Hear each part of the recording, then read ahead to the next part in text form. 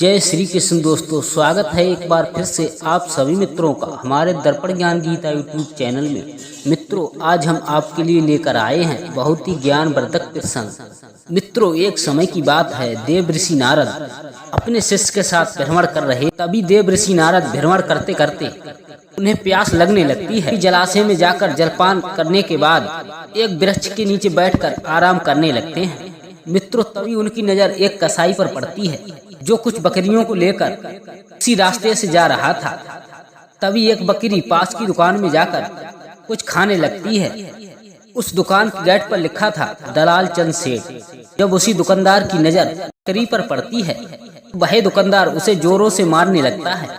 इसकी वजह से वो बकरी चिल्लाने लगती है और भागने की कोशिश करती है, जिससे बर्तनों में रखी सभी सामग्री बिखर जाती है। तभी देव ऋषि नारद इस घटना को देख रहे थे और इस घटना को देखकर जोरों से हंसने लगे।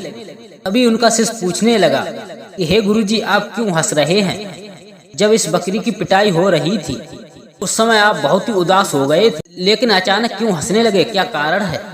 कृपा करके हमें भी बताने का कष्ट करें। तभी देव ऋषि नारद कहने लगे, भला छोड़ो भी, ये सब इंसान के कर्मों का फल होता है। यह सब कहने के बाद वो चुप हो गए। तभी उनका शिष्य पुनः कहने लगा, हे गुरुजी, कृपा करके इस रहस्य के बारे में बताइए।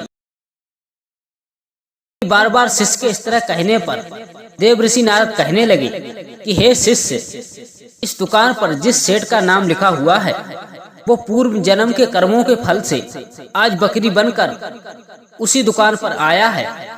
जो यह दुकानदार है वो इसी दलाल चंद का बेटा है। बकरी अपना पुराना संबंध याद करके इसी दुकान पर दाना खाने आई थी, अर्थात उसके बेटे ने ही उसकी पिटाई कर दी और उसे भगा दिया। और मैंने ये भी देखा कि इतनी बकरियों में एक भी बकरी दुकान की तरफ नहीं गई। केवल इसके अलावा अभी मैंने ध्यान करके देखा, तब मुझे इसके बारे में पता चला कि इस बकरी का तो इस दुकान से बहुत ही गहरा नाता है। इसके चलते हुए इस संबंध के कारण वो इस दुकान पर दाना खाने आई थी, परंतु इसके बेटे ने इसकी पिटाई कर दी और इसे भगा दिया और उस कसाई को पुनः सौंप दिया।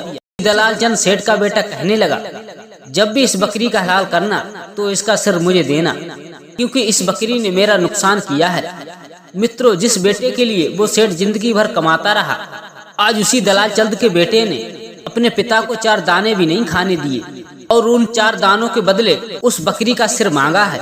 इसीलिए कर्म की गति और इंसान के मुंह माया को देखकर मुझे इस बात को सोचकर हंसी आ रही है कि इस संसार में अपने अपने कर्मों का फल हर किसी व्यक्ति को स्वयं भुगतना पड़ता है, क्योंकि मृत्यु के बाद कोई भी इंसान किसी के काम नहीं आता, ना तो धन और ना रिश्तेदार। मित्रों, इस जन्म के सभी रिश्ते नाते मृत्यु के साथ ही समाप्त हो जाते। इसीलिए दोस्तों, जब ये हमें मनुष्य योनि प्राप्त हुई है तो इसे परोपकार, अच्छे कर्म अर्थात पुण्य कर्मों में लगा देना चाहिए, क्योंकि मृत्यु के बाद आपके कर्म ही आपके साथ जाते हैं और वो ही कर्म आपके वापस आपके साथ आपके भाग्य बनकर आते हैं। तो मित्रों, आपसे आशा करते हैं आपको ये कहानी हमारी अवश्य प्रिय होगी। हम ऐसी ज्ञानवर्धक कहानियां लाते रहते। मिलते हैं ऐसी और किसी ज्ञानवर्धक कहानी के साथ। तब तक के लिए जय श्री कृष्ण, जय श्री राधे।